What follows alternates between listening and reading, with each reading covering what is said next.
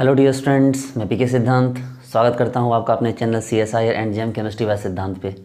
बच्चों, हम लोगों ने लास्ट क्लास में क्रिस्टल फील्ड स्टेबलाइजेशन एनर्जी निकालना सीखा था और बहुत कम टाइम में, ठीक है। यानी कि आप मॉलिक्यूल देखते के साथ उसका क्रिस्टल फील्ड स्टेबलाइजेशन एनर्जी आप निकाल सकते हो 5-6 सेकंड के अंदर। ऐसा मैंने आपको सिखाया था। लेकिन फिर मैंने आपको बताया था कि मैं इसके बारे में आपको बताऊंगा कि पेयरिंग एनर्जी क्या होता है, स्प्लिटिंग एनर्जी क्या होता है, मैं इसके बारे में आपको बताऊँगा। देखिए बच्चे लोग, सबसे बड़ी बात ये है कि हम सब लोग जो है ना, अब खैर मैं तो नहीं, लेकिन बहुत सारे बच्चे ऐसे होते हैं स्टूडेंट्स जो कि कंफ्यूज होते हैं, ठीक है, कि भाई सर जो क्रिस्टल फील्ड स्टेबलाइजेशन एनर्जी के लिए आप जो स्प्लिटिंग एनर्जी यूज़ करते हो, ठीक है, और एक पेयरिंग एनर्जी यूज़ करते हो। सर कभी सुनते हैं पेयरिंग एनर्जी ज़्यादा होगा, कभी सुनते हैं पेयरिंग एनर्जी कम होगा, कभी सुनते हैं स्प्लिटिंग एनर्जी ज़्यादा होगा तो पेयरिंग हो जाएगा, कभी सुनते हैं पेयरिंग एनर्जी कम होगा तो पेयरिंग ज़्यादा हो जाएगा। बहुत सारे बच्चे तो इस बात को लेकर कन्फ्यूज होते हैं कि पेयरिंग एनर्जी के कम होने से पेयरिंग कैसे होगा और पेयरिंग एनर्जी के ज़्यादा होने से पेयरिंग कैसे नहीं होगा, ठीक है। तो इन सारी बातों को पहले हम लोग सीखेंगे और इसके बिहाफ पे CFSE निकालना सीखेंगे और उसके बाद इसको ख़त्म करके फिर हम लोग जो है CFSE के बिहाफ पे हम लोग 3 इंपॉर्टेंट ग्राफ देखेंगे, ठीक है, जिसका नाम क्या क्या है। एक हो गया आपको लैटिस एनर्जी, दूसरा हो गया आपको हाइड्रस एनर्जी और तीसरा कौन हो गया आपको साइज। ये 3 ग्राफ हम लोग देखेंगे जो बहुत बहुत बहुत बहुत इंपॉर्टेंट है। तो डियर स्टूडेंट्स, आप लोग बने रहिए मेरे साथ, देखिए हम लोग क्या सीख रहे हैं। तो सबसे बड़ी बात ये है कि भाई जैसे ये हमारा हो गया D1, ठीक है, ये हमारा हो गया D1।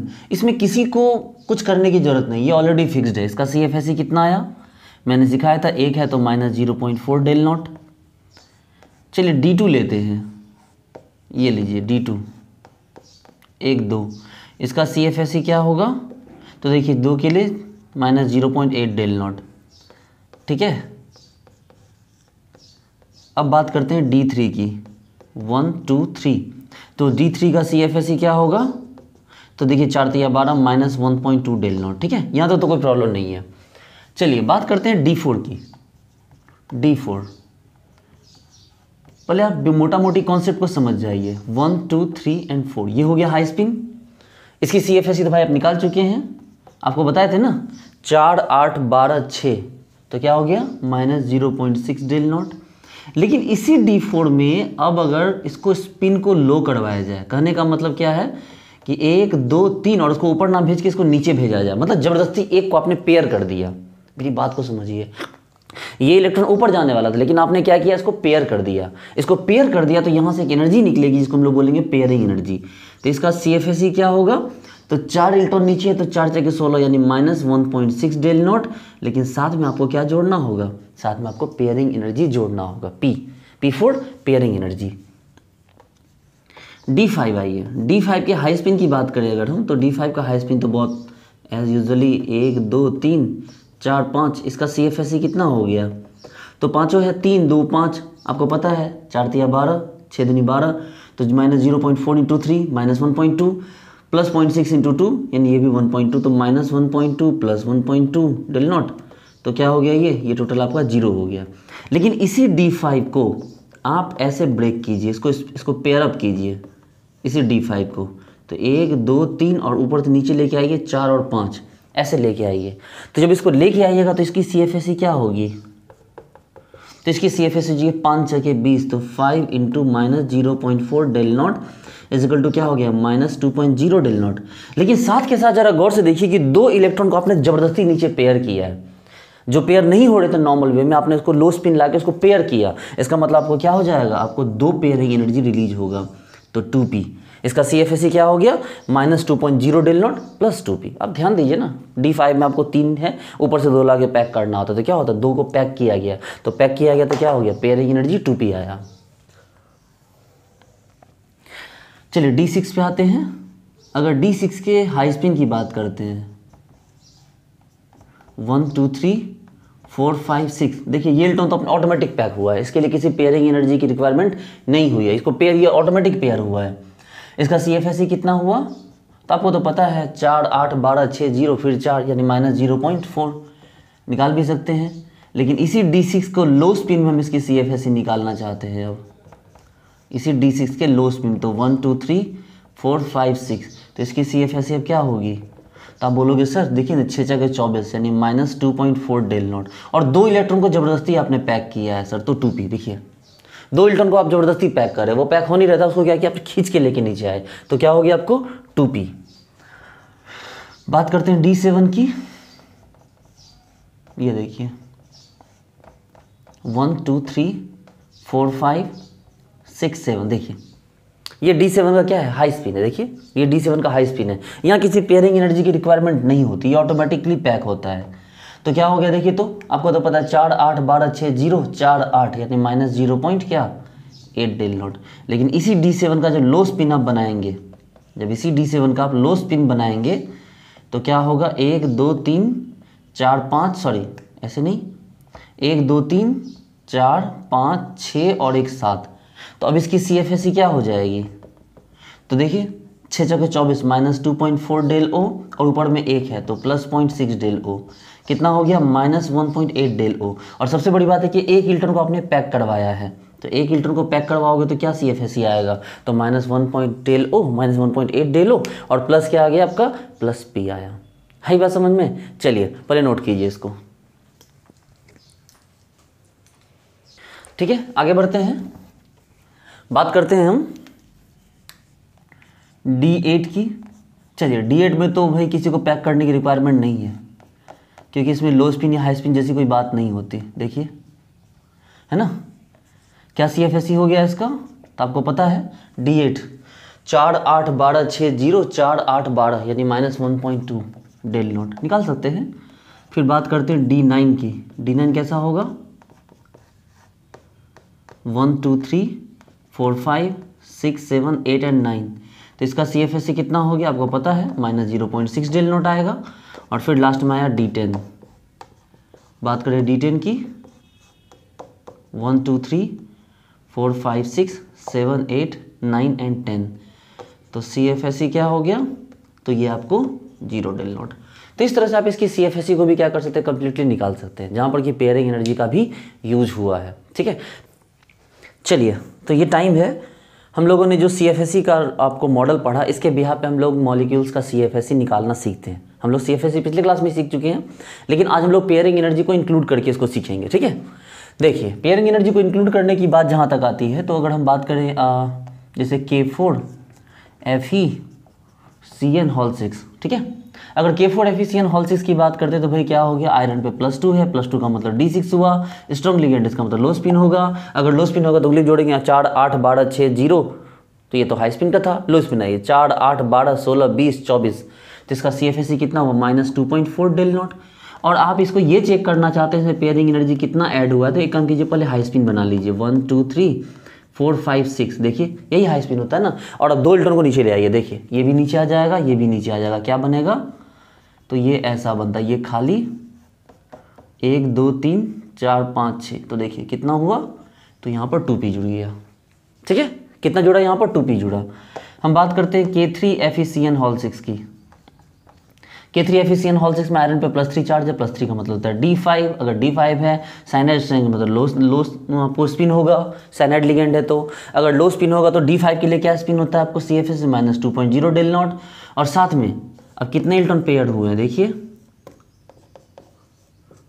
1 2 3 4 5, और इन दोनों को नीचे लेके आए, देखिए ये भी यहाँ जाएगा, ये भी यहाँ जाएगा, तो साथ में कितने हुए आपको, 2p हो गया। चलिए नेक्स्ट चेक करते हैं, CONO3 होल 6 और यहाँ पर क्या हो गया आपको K3।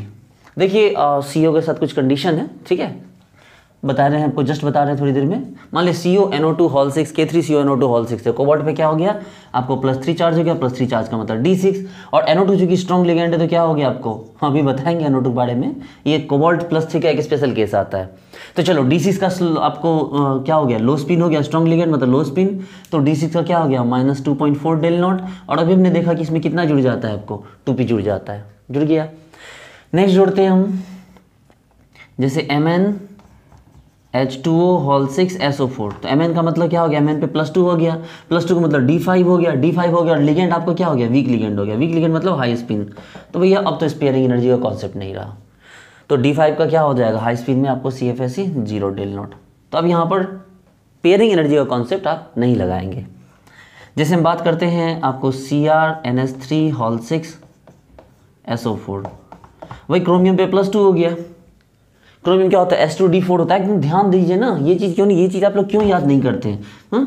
आप लोग के आपके सिर्फ आपके लापरवाही के चक्कर में ये छूट रहा है। मैं आपको बार बार बोल चुका हूँ कि scandium S2D1, titanium S2D2, vanadium S2D3, chromium S2D4, manganese S2D5, iron S2D6, cobalt S2D7, nickel S2D8, उसके बाद कॉपर S2D9 और जिंक S2D10। इतनी सी बात याद करने में क्या जाती है आपको? हाँ, इतनी सी बात याद नहीं करना चाहते हैं और आप बोलिए सिद्धांत सर अच्छा नहीं पढ़ाते। हद करते हैं आप लोग। ऐसे कैसे चलेगा भाई मेरे?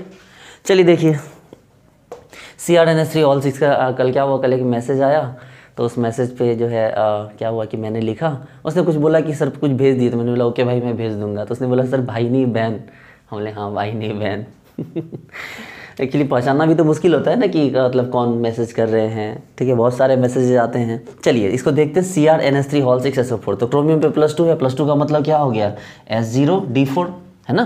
S2D4 तो 2 इलेक्ट्रॉन निकालेगा 0D4, लेकिन लिगेंड तो स्ट्रॉन्ग है।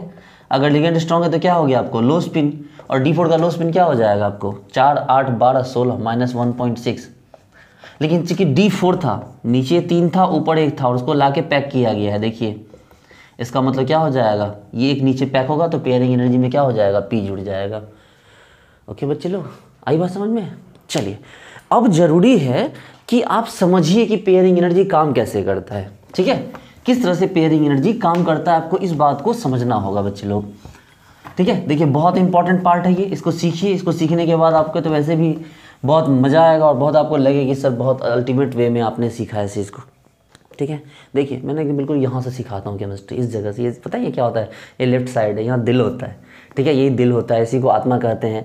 तो मैंने बिल्कुल यहाँ से आपको चीज़ें सिखाता हूँ कि आपको बहुत अच्छे से चीज़ें समझ में। मेरी पूरी कोशिश होती है कि मैं आपको इतने अल्टीमेट वे में सिखाऊँ, जो मैं समझता हूँ उसको बिल्कुल रिलैक्स होके, जैसे होता है ना, जैसे लोग योगा करते हैं कितना रिलैक्स हो जाते हैं, वैसे ही केमिस्ट्री सिखाते वक्त मैं रिलैक्स रह के आपको सिखाना चाहता हूँ। मैं कभी नहीं चाहता कि जल्दी जल्दी सिलेबस कंप्लीट करने के चक्कर में बहुत सारी बातें मैं बोल दूँ, जल्दी जल्दी बता दूँ, जल्दी जल्दी लिखा दूँ। चाहे क्लास हो या आपको यहाँ ऑनलाइन क्लासेस, जब मैं ऐसे ही पढ़ाता हूँ, मेरी कोशिश रहती है कि आप बिल्कुल रिलैक्स होकर सीखो चीज़ों को। ठीक है डियर स्टूडेंट्स, चलिए तो आगे बढ़ें। ठीक है, देखिए आगे बढ़ते हैं यहाँ पर। तो अब CFSE की बात करते हैं। CFSE के अंदर 2 पार्ट हमने देखा, एक तो स्प्लिटिंग एनर्जी है और दूसरा पेयरिंग एनर्जी है। इस कॉन्सेप्ट को आपको समझना होगा कि स्प्लिटिंग एनर्जी और पेयरिंग एनर्जी क्या रोल प्ले करता है। ठीक है, यहाँ स्प्लिटिंग एनर्जी और पेयरिंग एनर्जी का क्या रोल होता है ये आपको समझना है। जरा गौर से देखिए।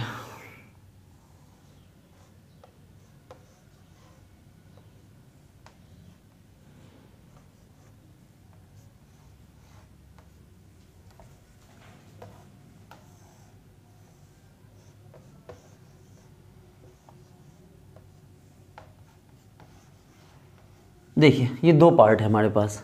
ये वाला पार्ट कौन हो गया? T2G, और ये वाला पार्ट कौन हो गया? EG। ये कौन हो गया? T2G, और ये वाला पार्ट कौन हो गया? EG। आपको पता है कि जब इलेक्ट्रॉन भरना हो तो इलेक्ट्रॉन कैसे भरते हैं भाई हम? देखिए 1, 2, 3, 4, 5 ऐसे इलेक्ट्रॉन भरते हैं। ठीक है, हम क्या करते हैं? ऐसे इलेक्ट्रॉन भरते हैं। अब ये हो गया आपका हाई स्पिन, ये क्या हो गया आपका? High spin. अब देखिए हाई स्पिन भरने की कोशिश हम यहाँ भी करते हैं। ये देखिए, अब समझिए प्रॉब्लम क्या है। सपोज दैट कि आप यहाँ खड़े हैं, जहाँ पे मैं खड़ा हूँ, मान लिया आप वहाँ खड़े हैं, और ये रही छत। दिख रहा है आपको? नहीं दिख रहा है? चलिए कोई नहीं, मुझे दिख रहा है। ये ऊपर छत है, जहाँ जो कम से कम मेरी हाइट से कम 5-6 फीट ऊपर है। अगर मुझे कोई बोले कि भाई मतलब हम मेरे जैसे 4-5 लोग आए, ठीक है, तो मेरे पड़ोसी बोला कि यार हम तुम्हारे पास नहीं खड़ा रहना चाहते, हम ऊपर जाना चाहते हैं। हम बोले ठीक है जाओ, तो उसे जंप मारी जोर जोर से, लेकिन वो छत को टच भी नहीं कर पाया। छत पे चढ़ने की बात तो दूर, छत को वो टच भी नहीं कर पाया। तो उसको क्या करना पड़ा? उसको मेरे साथ खड़ा होना पड़ेगा, मतलब उसको मेरे साथ पेयरिंग करनी होगी। मेरी बात समझ रहे हैं? जब ये गैप, ये जो स्प्लिटिंग एनर्जी का गैप था, ये स्प्लिटिंग एनर्जी का गैप बहुत ज़्यादा था। जब ये स्प्लिटिंग एनर्जी का जो गैप था वो बहुत ज़्यादा था, तो उसको क्या करना पड़ा? वो ऊपर से तो नीचे जाने की कोशिश कर रहा है लेकिन जा नहीं पा रहा है। वो इतना दूर जंप नहीं कर पा रहा है, क्योंकि हुंड्स रूल कहता है कि नीचे से इलेक्ट्रॉन बढ़ा, मतलब एनर्जी रूल कहता है अबाव प्रिंसिपल कि नीचे से इलेक्ट्रॉन बढ़ा जाएगा, तो नीचे से बढ़ते ऊपर जाना चाह रहा था, लेकिन जैसे ऊपर जाने की कोशिश किया ऊपर से बेचारा गिर गया नीचे, फिर ऊपर जाने की कोशिश किया फिर गिर गया, और इस तरह से क्या हो गया बच्चे लोग, इस तरह से पेयरिंग हो गई। यानी स्प्लिटिंग एनर्जी जब ज़्यादा हुई तो वो ऊपर जंप करके जा ही नहीं पाया। आप हमेशा आप इस कॉन्सेप्ट को इस वे में सीखिए कि इलेक्ट्रॉन नीचे से ऊपर जाना चाहता है, लेकिन गैप ज़्यादा होने के कारण वो ऊपर जा ही नहीं पा रहा, वो कहाँ जा रहा है, वापस से नीचे आ रहा है। अब यहाँ देखिए, ये नीचे बढ़ा, इसका स्प्लिटिंग एनर्जी छोटा था, स्प्लिटिंग एनर्जी क्या था इसका, कम था। अब अगर स्प्लिटिंग एनर्जी कम है इसका, तो ये ऊपर जाना चाहेगा तो आराम से चला जाएगा। अब मान लीजिए कि छत इस हाइट पे हो, मान लीजिए छत इस हाइट पे हो, तो क्या किसी के लिए इस हाइट से जंप करके इस हाइट पे जाना क्या पॉसिबल नहीं है? बोलोगे हाँ सर बिल्कुल पॉसिबल है। तो अगर ये गैप कम होगा तो वो आसानी चला जाएगा, उसको पेयरिंग करने की जरूरत नहीं पड़ेगी। लेकिन अगर ये गैप बहुत ज़्यादा होगा तो उसको पेयरिंग करने की जरूरत पड़ेगी, वो जा ही नहीं पाएगा ऊपर, उसको नीचे ही वापस आना होगा, और जैसे ही वो नीचे आएगा तो वो मेरे साथ पेयर हो जाएगा। तो कहने का मतलब है बच्चा पार्टी लोग कि अगर ये स्प्लिटिंग एनर्जी का गैप ज़्यादा है तो वो ऊपर से नीचे जाएगा लेकिन वापस नीचे आ जाएगा, तो फिर पेयरिंग हो जाएगा। और चूंकि स्प्लिटिंग एनर्जी ज़्यादा है, ठीक है, इसलिए यहाँ पर पेयरिंग एनर्जी क्या हो गया, कम हो गया। ये बात आप लोग बचपन से जानते हैं। और यहाँ देखिए स्प्लिटिंग एनर्जी कम है, इलेक्ट्रॉन क्या हो गया, पेयर नहीं हुआ, इलेक्ट्रॉन ऊपर चला गया, इसका मतलब यहाँ पर पेयरिंग एनर्जी क्या हो गया, ज़्यादा हो गया। इस कॉन्सेप्ट को इस वे में समझिए। देखिए बहुत दिन तक लोग नहीं समझ पाते कि सर पेयरिंग एनर्जी के ज़्यादा होने से पेयर कैसे नहीं होता है, कुछ और सोचते हैं, लेकिन मैं आपको एग्जैक्ट वे में बता रहा हूँ कि यहाँ होता क्या है। जब स्प्लिटिंग एनर्जी ज़्यादा होती है तो इसको जंप करना इलेक्ट्रॉन के लिए क्या होता है, टफ हो जाता है, मुश्किल हो जाता है, वो जंप नहीं कर पाता। और जब वो जंप नहीं कर पाएगा तो क्या हो जाएगा, उसको नीचे आना होगा, पेयर करना होगा। लेकिन जब यही गैप कम होता है स्प्लिटिंग एनर्जी का, तो ये क्या करता है, आराम से ऊपर जंप कर जाता है, और जैसे जंप कर जाता है उसको पेयर करने की जरूरत नहीं पड़ती। तो स्प्लिटिंग एनर्जी देखिए कम है तो पेयरिंग एनर्जी ज़्यादा हो गई, ठीक है, कि आराम से चला गया है। इसको पेयर करवाना मेरे लिए पॉसिबल नहीं, मतलब पेयरिंग एनर्जी बहुत ज़्यादा है, हम इसको पेयर नहीं करवा सकते हैं। लेकिन यहाँ देखिए, यहाँ पर क्या था, ये गैप ज़्यादा था, ये इलेक्ट्रॉन ऊपर गया ही नहीं, नीचे से उठा और उठ के पेयर हो गया, इसका मतलब यहाँ पेयरिंग एनर्जी कम है। तो बच्चे लोग आप इस बात को याद मत कीजिए कि पेयरिंग एनर्जी ज़्यादा है या कम है, आप इस बात को याद कीजिए कि जब ये स्प्लिटिंग एनर्जी का गैप ज़्यादा होगा तो इलेक्ट्रॉन ऊपर जा ही नहीं पाएगा और उसको पेयर करना होगा, और चूंकि स्प्लिटिंग एनर्जी ज़्यादा होगा तो पेयरिंग एनर्जी ऑटोमेटिकली कम होगा। और यहाँ स्प्लिटिंग एनर्जी कम है, देखिए इलेक्ट्रॉन आराम से ऊपर चला जाएगा जंप करके। देखिए ना, अगर मैं जंप करूँ तभी तो 2-3 फीट हाइट तक कूद सकता हूँ, तो गैप कम होगा तो मैं कूद के चढ़ जाऊँगा ऊपर, मेरे साथ जो रहेगा बंदा कूद के ऊपर चढ़ जाएगा, पेयरिंग नहीं करेगा वो मेरे साथ। लेकिन वहीं पर अगर ये गैप बहुत ज़्यादा हो, ठीक है, ये गैप बहुत ज़्यादा हो तो क्या करना होगा, उसको वो जंप नहीं कर सकता, उसको क्या करना पड़ेगा, उसको मतलब नीचे आना होगा, पेयर करना होगा। अब ये सपोज करो कि देखिए अकेले सोना सबको पसंद है, ठीक है, हम सबकी आदत होती है अकेले सोने की, भाई बेड हमारा हो, हम अकेले से, हमें कोई डिस्टर्ब हाथ पैर सटाने वाला ना हो। अब सपोज करो कि मान लो कि हमारा फ्रेंड हमारे साथ आए, ठीक है, और हमारे पास ऑप्शन नहीं है, हमारे पास दूसरा कमरा नहीं है या दूसरा बेड नहीं, तो क्या करेंगे, अपने फ्रेंड को अपने बेड पर सुलाना होगा, है कि नहीं। अगर मान लो कि दूसरा फ्रेंड मतलब के पास जो रूम है वो कहीं और था, वो बड़ा गैप था, वो अपने रूम पे नहीं जा सकता है, रात हो गई है, और आपके रूम पे एक ही बेड है, तो आपको उसको अपने रूम पे सुलाना होगा, मतलब पेयरिंग करना होगा क्योंकि गैप बहुत ज़्यादा था। लेकिन सपोज करो कि आपका रूम ये है तो आपके दोस्त का रूम बस सटा हुआ है थोड़ी दूर पे, तो वो क्यों आपकी रात में रूम पे रुकेगा, वो आराम से चला जाएगा। तो जब पेयरिंग एनर्जी ज़्यादा होगी उस केस में उसको अपने रूम पे सुलाना बड़ा मुश्किल काम है, ना आप चाहोगे ना वो चाहेगा, बोले कौन यार छोड़ो ना, एक ही बेड पे क्या सोना, बेवजह गर्मी का टाइम है, ठीक है, प्रॉब्लम होती है। तो वही वाली बात है, गैप कम होगा तो आसानी से पेयरिंग नहीं होगा, और गैप ज़्यादा होगा तो आसानी से पेयर हो जाएगा। आई बात समझ में। तो पेयरिंग एनर्जी ज़्यादा, ठीक है, तो पेयरिंग नहीं होगा, और पेयरिंग एनर्जी कम तो पेयरिंग हो जाएगा। चलिए इस बात को समझिए, आगे बढ़ते हैं।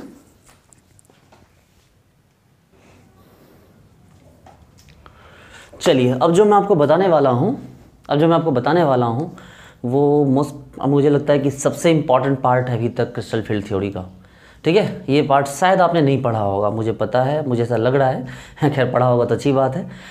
देखिए मुझे तो ऐसा लगा कि बहुत लोग इस चीज़ को नहीं पढ़ते हैं। अब हम लोग कुछ रूल्स पढ़ने जा रहे हैं, रूल्स ऑफ पेयरिंग, ठीक है, rules of pairing, rules of low spin high spin, ठीक है, हम लोग सीखें रूल्स ऑफ पेयरिंग, ठीक है। इसके थ्रू हमें पता चला कि भाई इसका CFSE, इसका लो स्पिन, हाई स्पिन, इन चीज़ों के बारे में हमें कंप्लीट इन्फॉर्मेशन मिलने वाली है, ठीक है। देखिए सबसे पहला रूल ये है कि Cn- is very strong ligand and always make low spin complex. ठीक है, कि Cn- क्या है, बहुत स्ट्रॉन्ग लिगेंड है और वो हमेशा क्या बनाता है, लो स्पिन कॉम्प्लेक्स बनाता है। चलिए नंबर 2 पे आइए।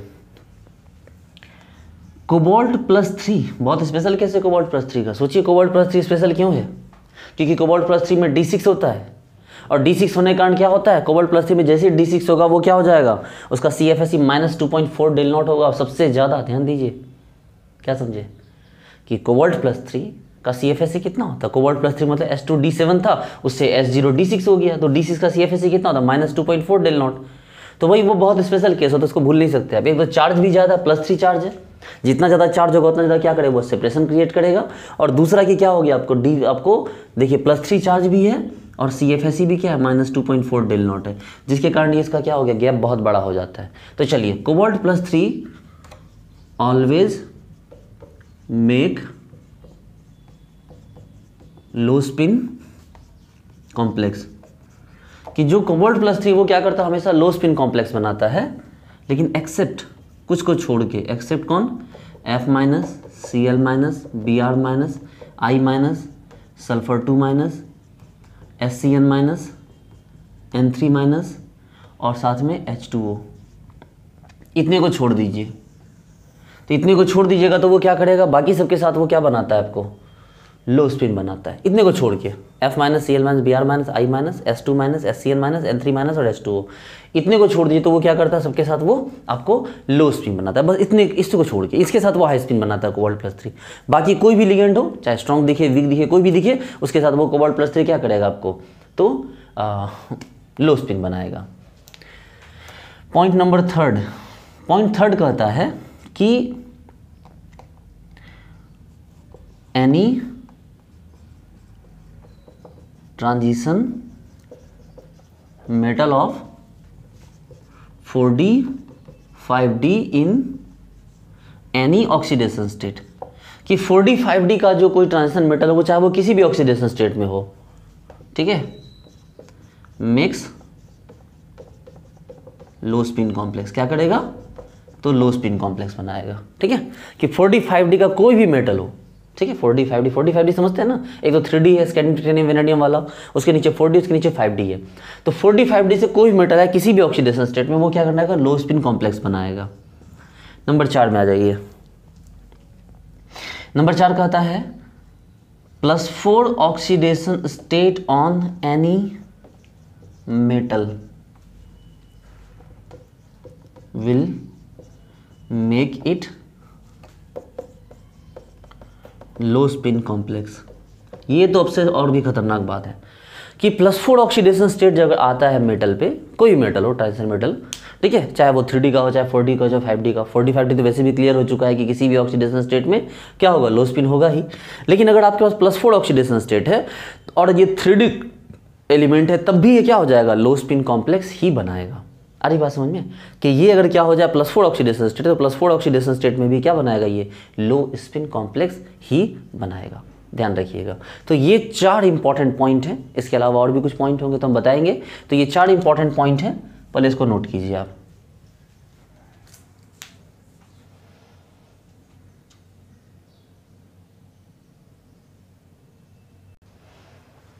चलिए, तो इससे जुड़े हुए क्वेश्चन को हम लोग फ्रिक्वेंटली करेंगे। आज आपको CFSE का बिल्कुल मैं धज्जियाँ उड़ा देने वाला हूँ कि आज के बाद आपको CFSE को लेके कभी भी कोई भी आपको डाउट आपके मन में नहीं आएगा। ठीक है, आज आपकी CFSE बिल्कुल अल्ट्रा क्लियर हो जाएगी, चिंता मत कीजिए।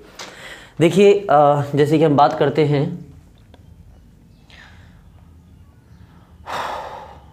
RuH2O6SO4, ठीक है। जैसे हम बात करते हैं MoH2O6SO4, जैसे हम बात करते हैं WCl6K2, ठीक है, K4WCl6, जैसे हम बात करते हैं MnH2O6SO4 2, जैसे हम बात करते हैं जैसे हम बात करते हैं आपको NiCl6 K2NiCl6, जैसे हम बात करते हैं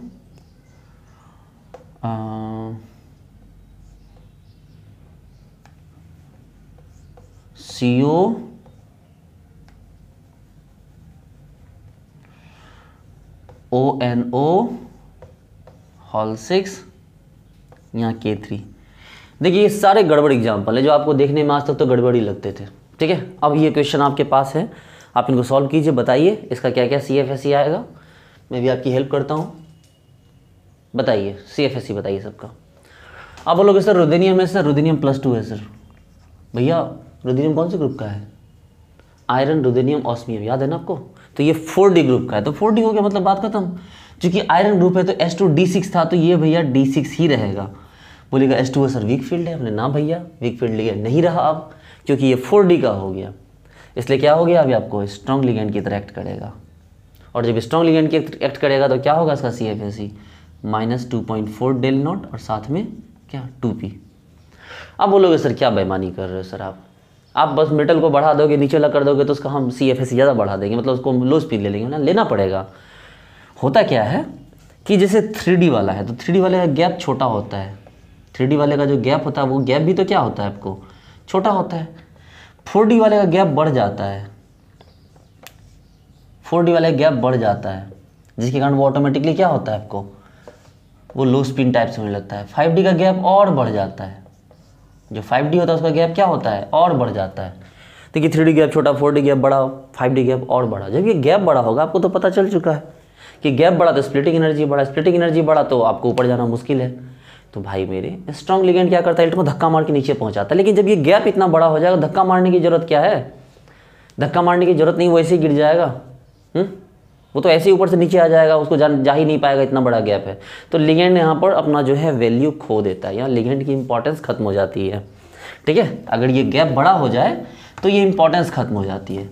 यही बात +4 ऑक्सीडेशन स्टेट के साथ भी है बच्चे लोग, देखिए यही बात +4 ऑक्सीडेशन स्टेट, मान लो नॉर्मल ऑक्सीडेशन स्टेट का गैप इतना बड़ा हुआ, इसको आराम से पार किया जा सकता है। ठीक है, स्ट्रॉन्ग लिगेंड होगा तो दब जाएगा, वीक लिगेंड होगा तो उड़ जाएगा। लेकिन +4 ऑक्सीडेशन स्टेट का गैप इतना बड़ा होता है कि ये गैप को वीक लिगेंड हो जाए स्ट्रॉन्ग लिगेंड, किसी भी केस में इलेक्ट्रॉन ऊपर जा ही नहीं पाता है, क्योंकि ये गैप इतना बड़ा हो जाता है। इसलिए +4 ऑक्सीडेशन स्टेट किसी के भी ऊपर हो तो ये CFSE इसका क्या आ जाएगा, लो स्पिन के ही टर्म में आएगा।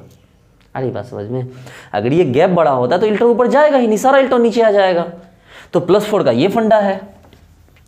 एक बच्चे ने मुझसे सवाल पूछा था, मैं आपको बता देता हूं कि सर आयरन +2 पे भी सिर्फ D6 है और कोबाल्ट +3 पे भी D6 है, लेकिन आप सिर्फ कोबाल्ट +3 के बारे में क्यों बोले कि सबके साथ ये लो स्पिन होगा। हमले भैया आयरन +2 पे D6 है, माने CFSE -2.4 डेल नॉट आया, कोबाल्ट +3 पे भी D6 है, यहाँ भी -2.4 डेल नॉट आया। लेकिन एक चीज़ आप देख रहे हैं, आयरन पे +2 है और +2 होने के कारण मान लो इसका गैप नॉर्मल आया, ये देखो ये इसका गैप क्या हो गया, नॉर्मल आया।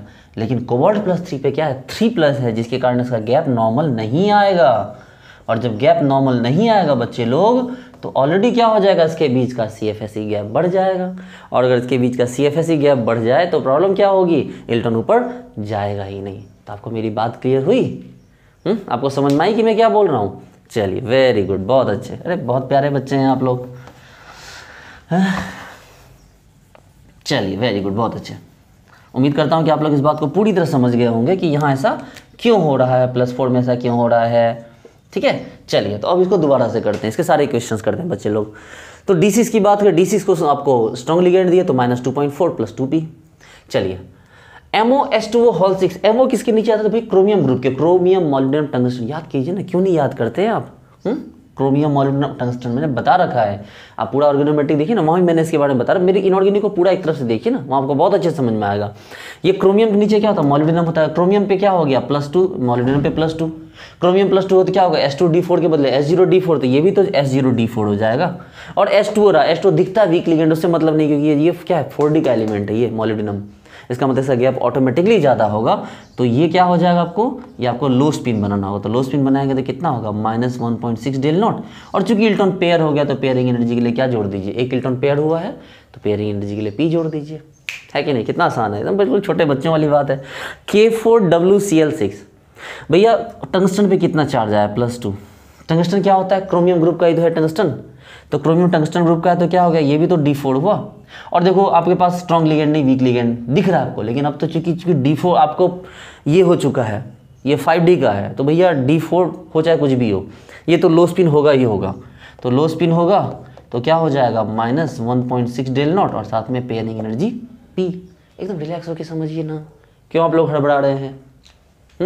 देखिए अगर ये गैप जो भी होगा, जैसे जैसे हम नीचे जाते हैं 3D 4D 5D, अब ये गैप इतना बड़ा हो गया बच्चों कि इस गैप को इलेक्ट्रॉन ऊपर जा ही नहीं पाएगा, इलेक्ट्रॉन नीचे आ जाएगा, चाहे लिगेंड वीक हो चाहे स्ट्रांग हो।